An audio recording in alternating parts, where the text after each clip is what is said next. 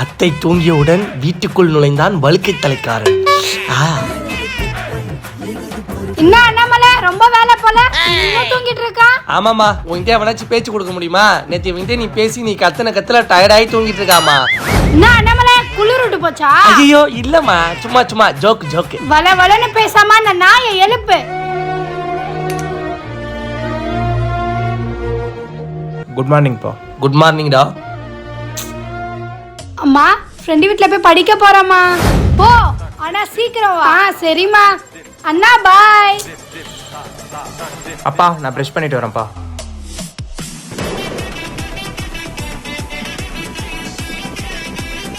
அண்ணாமலை இன்னைக்கு என்ன கிழமை? ஐயோ ஞாயிற்றுக்கிழமை, மறந்துட்டேன். நான் கடைக்கு போயிட்டு வந்துடுறேன். நீ போக வேணாம். டேய் அமெரிக்கா நீ போயிட்டு வாடா.